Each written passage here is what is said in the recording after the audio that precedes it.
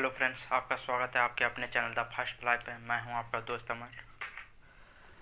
तो आज के इस वीडियो में हम लोग बात करेंगे मैथमेटिक्स जेनेटिक के बारे में। आप कोई भी ऑनर्स आपका कोई भी ऑनर्स हो आज, लेकिन अगर आपका जेनेटिक या इलेक्टिव पेपर क्या हो, मैथ हो तो उसके लिए आज हम लोग देखेंगे उसका सिलेबस सेमेस्टर 1 में। ठीक है, सिलेबस देखने से पहले एक बात बता दें कि अगर आपको मैथ से डर लगता है, ठीक है, अगर आपको मैथ से डर लगता है दैट मीन्स अगर आप ट्वेल्थ में आप ट्वेल्थ किए होंगे जहाँ से भी, अगर वहाँ पे अगर आपका मैथ ना हो, मैथ नहीं भी हो, लेकिन सेमेस्टर में आपका जेनेटिक में अगर मैथ हो, ठीक है, तो डरने का कोई ज़रूरत नहीं है।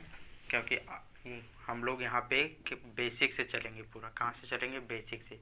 दैट मीन्स जो सेमेस्टर 1 में हम लोग को पढ़ना है मैथ में, जो भी टॉपिक हम लोग को पढ़ना है उसका हम लोग यहाँ किससे स्टार्ट करेंगे, एकदम पूरा बेसिक से स्टार्ट करेंगे। दैट मीन्स जीरो लेवल से स्टार्ट करेंगे। कहाँ से स्टार्ट करेंगे, जीरो लेवल से। जीरो लेवल से स्टार्ट करके टोटल सिलेबस हम लोग कवर करेंगे। ठीक है, तो जो हमारे चैनल पे नए हैं वो वीडियो को ज़रूर लाइक करें और साथ में ही अपने फ्रेंड के साथ शेयर करें और हमारे चैनल को सब्सक्राइब करके बेल आइकन भी प्रेस करें। ठीक है, और जेनेटिक पेपर क्या होता है कि जेनेटिक पेपर में अगर आपका एक बार प्रमोट लग गया, ठीक है, जेनेटिक पेपर में अगर एक बार आपका प्रमोट लग गया तो ज़रूरी नहीं है कि एक बार प्रमोट लगने के बाद आपको फिर से एग्ज़ाम देना पड़ता है। इससे मतलब अगर 1 में आपको प्रमोट लगा है तो फिर जब अगला बार सेमेस्टर 1 का एग्ज़ाम होता है तो उसके साथ आपको बैठ के फिर से एग्ज़ाम देना पड़ता है। ठीक है, तो ये ज़रूरी नहीं कि जब आप नेक्स्ट टाइम भी एग्ज़ाम दिए तो क्लियर हो जाए, दैट मीन्स पास कर दे। बहुत सारा ऐसा स्टूडेंट है जिसका एक बार प्रमोट लगने के बाद वो 3-4 साल मतलब कंटिन्यू 3-4 बार भी एग्ज़ाम देता है, फिर भी मतलब पास उसको नहीं करता, दैट मीन्स उसको प्रमोट ही रखने देता है। ठीक है, तो वैसा नहीं करना है, कोशिश ये करना है कि हम लोग एक ही बार में अपना पेपर पास कर जाए। दैट मीन्स सब कुछ सोचता है कि क्या है कि इलेक्टिव पेपर मतलब जेनेटिक पेपर एक महीना पढ़ेंगे और निकाल देंगे, तो ऐसा नहीं होता है। ठीक है, अगर कंटिन्यूस कोई भी चीज़ आप पढ़ते हैं तो आपको अच्छे से समझ में आएगा और उसमें डर नहीं लगेगा। मैथ में डरने का ज़रूरत नहीं है, खुद हम मतलब मैथ से हमको भी डर लगता था, ठीक है, लेकिन कंटिन्यूस पढ़ने से आज डर नहीं लगता है। ठीक है, तो उसी तरह से क्या करना है कि सिर्फ कंटिन्यू हमारे वीडियो में आपको बने रहना है और जो आपको नहीं समझ में आए आप हमें कमेंट करके ज़रूर पूछिए और साथ में ही वीडियो को ज़रूर शेयर कीजिए। ठीक है, तो चलिए आज हम लोग क्या देखेंगे, अपना सिलेबस देखेंगे। सिलेबस देखेंगे कि सेमेस्टर 1 में जेनेटिक में क्या हम लोग को पढ़ना है। ठीक है, सेमेस्टर 1 में जेनेटिक में हम लोग को क्या क्या पढ़ना है, तो इसमें घबराने का कोई ज़रूरत नहीं है। ठीक है, आराम से एकदम हम लोग पढ़ेंगे, एकदम टू द पॉइंट पढ़ेंगे और सारा यूनिट कवर होगा। ठीक है, ऐसा नहीं कि 1-2 क्लास हुआ और बाकी छोड़ देते, आप देख सकते हैं हम लोग पूरा यूनिट कवर करते हैं। तो चलिए आज हम लोग सिलेबस देखते हैं सेमेस्टर 1 का क्या है। सबसे पहले हम लोग देखेंगे यूनिट 1 में, सेमेस्टर 1 का यूनिट 1 में हम लोग को क्या पढ़ना है। यूनिट 1 में हम लोग को पढ़ना है limit and continuity. Limit and continuity में हम लोग देखेंगे अपसिलन डेल्टा। ये क्या है, मेरा अपसिलन पढ़ते हैं इसको, ये मेरा डेल्टा है। ठीक है, अपसिलन डेल्टा डेफिनेशन देखेंगे यूनिट 1 में ही। फर्स्ट टॉपिक हम लोग क्या देखेंगे, लिमिट एंड कंटिन्यूटी और अपसिलन डेल्टा डेफिनेशन देखेंगे। लिमिट और कंटिन्यूटी जिसका मैथ होगा 12th में वो जरूर, जिसका मैथ होगा 12th में वो पढ़े होंगे कि लिमिट और कंटिन्यूटी क्या होता है, और जो नहीं पढ़े हैं उसको भी कोई दिक्कत नहीं, यहाँ पे बताया जाएगा कि लिमिट और कंटिन्यूटी क्या होता है और फिर अपसिलन डेल्टा डेफिनेशन हम लोग देखेंगे। सेकंड में हम लोग देखेंगे टाइप्स ऑफ डिसकंटिन्यूटी। ठीक है, सेकंड में क्या देखेंगे हम लोग, टाइप्स ऑफ डिसकंटिन्यूटी। थर्ड में हम लोग देखेंगे differentiability of function. Differentiability of function, कोई फंक्शन का डिफरेंशिएबिलिटी देखेंगे, कोई फंक्शन रहेगा उसको कैसे डिफरेंशिएट करते हैं। डिफरेंशिएबिलिटी किसको बोलते हैं, दैट मीन्स कंटिन्यूस होना चाहिए, कंटिन्यूस होना चाहिए। लेफ्ट हैंड लिमिट और राइट हैंड लिमिट इक्वल हो जाता है तब उस फंक्शन को हम लोग बोलते हैं डिफरेंशिएबिलिटी, उस फंक्शन का डिफरेंशिएबिलिटी बोलते हैं। और तीनों पॉइंट अगर left hand limit, right hand limit और फंक्शन पर, कोई भी फंक्शन मेरा एक्स दिया हुआ है, कोई भी फंक्शन दिया हुआ है एफ एक्स, ठीक है, अगर इस फंक्शन का left hand limit that means x minus, right hand limit x plus, और फंक्शन का वैल्यू कहाँ पे, एक्स टेंड्स टू ए पे, ए माइनस पे, अगर कोई भी पॉइंट ये दिया हुआ है हम लोग का, कोई भी पॉइंट ये दिया हुआ है तो फंक्शन का वैल्यू कहाँ पे, ए पे। Left hand limit, right hand limit और फंक्शन का वैल्यू, ये तीनों बराबर हो जाए तब हम लोग इसको क्या बोलते हैं, कंटिन्यूअस बोलते हैं। ठीक है, और डिफरेंशिएबिलिटी क्या होता है, सिर्फ हम लोग क्या चेक करते हैं, लेफ्ट हैंड लिमिट और राइट हैंड लिमिट दोनों इक्वल हो जाता है तो फंक्शन को क्या बोलते हैं हम लोग, डिफरेंशिएबल बोलते हैं, दैट मीन डिफरेंशिएबिलिटी बोलते हैं। ठीक है, ये पढ़ेंगे हम लोग डिफरेंशिएबिलिटी में। कोई भी फंक्शन रहेगा वहाँ पे, किसको एक्स वाई का कोई भी चीज़ का फंक्शन हो सकता है, दैट जनरली एक्स और वाई का ही फंक्शन रहेगा। ठीक है, फोर्थ में हम लोग पढ़ेंगे सक्सेसिव डिफरेंशिएशन। डिफरेंशिएशन तो हम लोग जानते हैं। ठीक है, डिफरेंशिएशन किसको कहते हैं हम लोग जानते हैं। तो डिफरेंशिएशन सक्सेसिव है, मतलब बढ़ते ऑर्डर में। सक्सेसिव मतलब क्या होता है, आगे, एक के बाद आगे, मतलब जैसे में डी बाई डी एक्स, ये फर्स्ट ऑर्डर का डेरिवेटिव है, मतलब फर्स्ट ऑर्डर में डिफरेंशिएशन है इसका। कोई भी फंक्शन वाई है तो d y by d x का वाई का है, फिर हम लोग इसी को आगे करेंगे, क्या करेंगे, d two y by d x square, यानी 2 बार डिफरेंशिएशन बढ़ते, फिर 3 बार करेंगे, 4 बार करेंगे, तो उसी को सक्सेसिव बोलते हैं, यानी बढ़ते जाना है हम लोग को, क्या करना है, बढ़ते जाना है, तो उसी को हम लोग क्या बोलते हैं, सक्सेसिव डिफरेंशिएशन। फिफ्थ में हम लोग देखेंगे लेबनिज थ्योरम। एक थ्योरम है, क्या है, एक थ्योरम है, जैसे हम लोग पाइथागोरस थ्योरम पढ़े थे 10th में, उसी तरह से हम लोग यहाँ पे क्या पढ़ेंगे, लेबनिज थ्योरम। पाइथागोरस थ्योरम का एक अपना रूल था, उसी तरह से लेबनिज थ्योरम का एक अपना रूल है, जहाँ ये हम लोग किस में पढ़ेंगे, सक्सेसिव डिफरेंशिएशन में। सक्सेसिव डिफरेंशिएशन में हम लोग क्या पढ़ेंगे, पाइथागोरस थ्योरम। ठीक है, 6 में हम लोग क्या देखेंगे, पार्शियल डिफरेंशिएशन।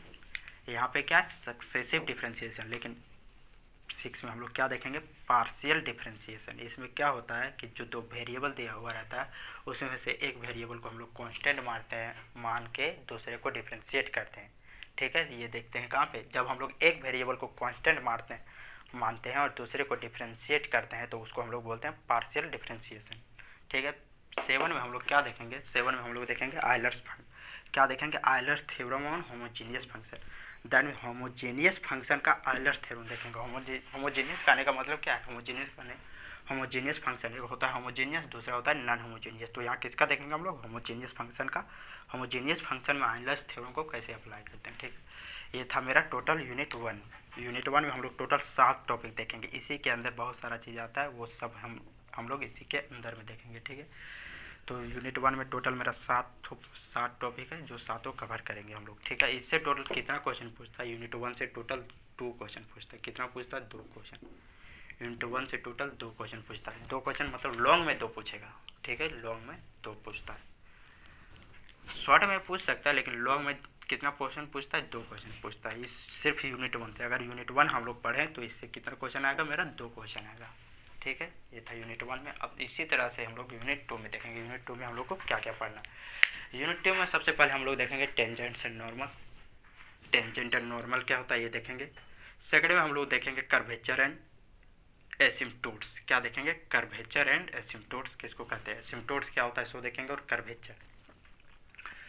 थर्ड में हम लोग देखेंगे, क्या देखेंगे, सिंगुलर पॉइंट्स। सिंगुलर पॉइंट किसको कहते हैं। और फोर्थ में देखेंगे ट्रेसिंग ऑफ कर्व। कर्व का मतलब है कि ट्रेसिंग ऑफ कर्व, कोई भी इक्वेशन दिया रहेगा हम लोग का। ठीक है, तो कोई भी इक्वेशन दिया रहेगा तो यहाँ पे ट्रेसिंग ऑफ कर्व में हम लोग क्या पढ़ेंगे कि कोई भी कर्व को कैसे ट्रेस करते हैं। दैट में ट्रेस करने का मतलब कैसे बनाएंगे, जैसे हम लोग मतलब कोऑर्डिनेट ज्योमेट्री में पढ़ते हैं ना, फिगर बनाना, उसी तरह से ट्रेसिंग ऑफ कर्व में भी कोई भी कर्व को हम कैसे, कोई भी इक्वेशन से कौन सा इक्वेशन दिया हुआ है, उस इक्वेशन से कौन सा कर्व बनेगा उसको हम लोग यहाँ पे देखेंगे। ठीक है, फिफ्थ में हम लोग देखेंगे पैरामेट्रिक रिप्रेजेंटेशन ऑफ कर्व। ठीक है, फिफ्थ में क्या देखेंगे, parametric representation of curve and tracing of parametric curve. Parameter curve है यहाँ पे, पैरामीटर कर्व देखेंगे। क्या देखेंगे हम लोग यहाँ पे, सिर्फ ट्रेसिंग ऑफ कर्व देखेंगे, और पैरामेट्रिक रिप्रेजेंटेशन कैसे होता है कर्व का वो देखेंगे। पहले हम लोग देखेंगे क्या पैरामेट्रिक कहते हैं कि इसको देखेंगे, फिर उससे कर्व कैसे ट्रेस करते हैं। कोई भी इक्वेशन अगर पैरामेट्रिक इक्वेशन है तो उससे हम लोग कर्व कैसे ट्रेस करते हैं सो देखेंगे। ठीक है, 6 में हम लोग देखेंगे पोलर कोऑर्डिनेट। 6 में क्या देखेंगे हम लोग, पोलर कोऑर्डिनेट। एक होता है सिंपल वाला कोऑर्डिनेट क्या, एक्स वाई का जो वैल्यू दिया हुआ होता है, और यहाँ देखेंगे क्या हम लोग, पोलर कोऑर्डिनेट। पोलर कोऑर्डिनेट और पोलर कोऑर्डिनेट का कर्व को कैसे हम लोग ट्रेस करते हैं सो देखेंगे। क्या देखेंगे हम लोग यहाँ पे, पोलर कोऑर्डिनेट और पोलर कोऑर्डिनेट का कर्व को कैसे ट्रेस करते हैं सो देखेंगे। ठीक है, क्या देखेंगे हम लोग, क्या देखेंगे, ट्रेसिंग ऑफ कर्व देखेंगे किसका, पोलर कोऑर्डिनेट का। यहाँ पे क्या पैरामेट्रिक रिप्रेजेंटेशन है। पैरामेट्रिक मतलब पैरामीटर का यूज करेंगे हम लोग किसका, कोई मतलब कोई दिया रहेगा ना, कोई अगर एफ दिया है, कोई मतलब अगर एक्स दिया हुआ है यहाँ पे, ठीक है, एक्स और वाई कोई फंक्शन दिया रहेगा तो हम लोग इस एक्स को रिप्लेस करेंगे कोई भी पैरामीटर का यूज करके, कोई भी पैरामीटर का यूज करके। अगर ये हम लोग यूज किए, मान लीजिए कि हम लोग इसके एक्स के जगह ये ए का यूज करके इस पैरामीटर को सॉल्व किए हैं, तो ये क्या कहलाएगा, मेरा एक पैरामीटर कहलाएगा। मतलब एक्स को रिप्लेस किए किससे, ए से, तो ये एक मेरा पैरामीटर कहलाएगा। लेकिन पोलर कोऑर्डिनेट में क्या होगा, पोलर कोऑर्डिनेट ये तो मेरा सिंपल वाला कोऑर्डिनेट है। पोलर कोऑर्डिनेट में क्या रहेगा कि sine theta plus I cos theta रहेगा, आई कॉस थीटा रहेगा। तो ये एक मेरा क्या होगा, एक पोलर कोऑर्डिनेट कहलाएगा। ये मेरा क्या कहलाएगा, पोलर कोऑर्डिनेट कहलाएगा। साइन और कॉस के टर्म में रहता है तो उसको हम लोग क्या कहते हैं, पोलर कोऑर्डिनेट कहते हैं, ठीक है। तो ये देखेंगे हम लोग यूनिट 2 में। यूनिट 2 में टोटल कितना हो गया, 6 टॉपिक हो गया। 6 टॉपिक देखेंगे यूनिट 2 में। हम लोग कितना देखेंगे, टोटल 6 टॉपिक देखेंगे। यूनिट 1 में मेरा 7 था, यूनिट 2 में मेरा कितना है, 6 है, ठीक है। यूनिट 2 में मेरा 6। तो एक एक करके हम लोग सारा कुछ देखेंगे, एक एक करके हम लोग सारा कुछ देखेंगे। अब बचा हम लोग का यूनिट 3। तो देख लेते हैं कि यूनिट 3 में हम लोग को क्या क्या पढ़ना है। यूनिट 3 में सबसे पहले हम लोग रिडक्शन फार्मूला पढ़ेंगे, ठीक है। फिर दूसरा हम लोग लेंथ ऑफ कर्व पढ़ेंगे, कोई भी कर्व हो उसका लेंथ को कैसे मापते हैं वो पढ़ेंगे, ठीक है।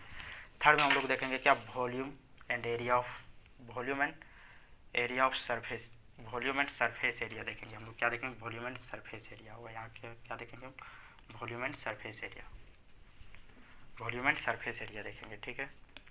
फिर हम लोग देखेंगे एक फोर्थ में हम लोग क्या देखेंगे, फोर्थ में क्या देखेंगे हम लोग, वेक्टर डिफरेंशिएशन। ये क्या है मेरा, यहाँ टोटल डिफरेंशिएशन है। क्या लिखा हुआ है, वेक्टर डिफरेंशिएशन है। डिफरेंशिएशन को शॉर्ट में इसी तरह से किस तरह से लिखते हैं डिफरेंशिएशन को शॉर्ट में, ऐसे। ये मेरा वेक्टर डिफरेंशिएशन है, ठीक है। कर्ल क्या होता है सो देखेंगे, डाइवर्जेंस क्या होता है उसको भी देखेंगे, और लास्ट में हम लोग क्या देखेंगे, ग्रेडियंट। और यूनिट 3 में इतना कुछ पढ़ना है, ठीक है। यूनिट 3 में यहाँ से यहाँ तक टोटल आने 3, 1 2 3, इससे मिला के हम लोग को कितना क्वेश्चन पूछता है, टोटल 2 क्वेश्चन पूछता है, ठीक है। कितना, total 2।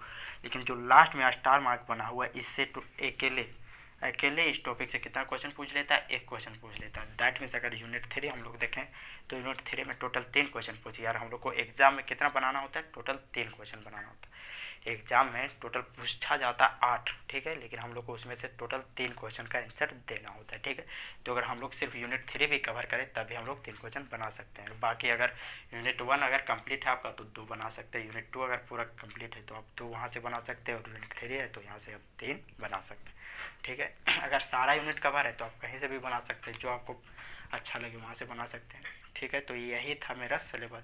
That means unit 1, unit 2 और यूनिट 3। सिलेबस को कितना, 3 यूनिट में डिवाइड किया हुआ है। तो एक एक करके हम लोग सारा यूनिट देखेंगे। तो हम लोग बात करेंगे यूनिट 1। यूनिट 1 आपको पढ़ाएंगे हमारे सहयोगी साथी आपको यूनिट 1 पढ़ाएंगे। हमारे पास एक और मतलब हम लोग खुद एक स्टूडेंट हैं, ठीक है। तो हम लोग समझ सकते हैं कि स्टूडेंट को मतलब दिक्कत कहाँ पे आता है, मतलब मैथ में दिक्कत कहाँ पे आता है। उस हिसाब से हमारे पास हमारे जो सहयोगी साथी हैं वो आपको क्या पढ़ाएंगे, यूनिट 1।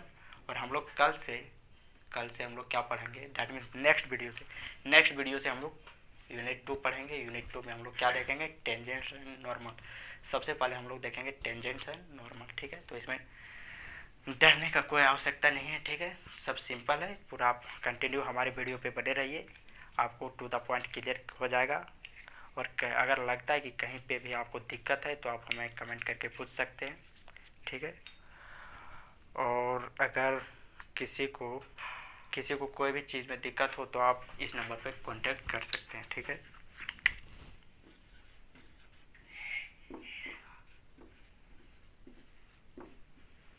ये जो नंबर लिखा हुआ है, आपको कहीं पे भी कोई भी चीज़ का दिक्कत हो जेनरिक में, ठीक है, सिलेबस से रिलेटेड कुछ भी दिक्कत हो तो आप ये नंबर पे कांटेक्ट कर सकते हैं, ठीक है। कॉल भी कर सकते हैं, व्हाट्सएप भी बना हुआ है, आप यहाँ पे बात कर सकते हैं, ठीक है। तो यही था मेरा सिलेबस। तो चलिए ठीक है, मिलते हैं हम लोग नेक्स्ट वीडियो में। तब तक के लिए Radhe Radhe, best of luck, thank you. आपका इस वीडियो को देखने के लिए आपका बहुत बहुत धन्यवाद। लास्ट में एक बार फिर से, आप हमारे चैनल पर अगर नए हैं तो हमारे चैनल को ज़रूर सब्सक्राइब करें, साथ में अपने फ्रेंड के साथ शेयर करें और बेल आइकन को भी प्रेस करें। धन्यवाद आपका।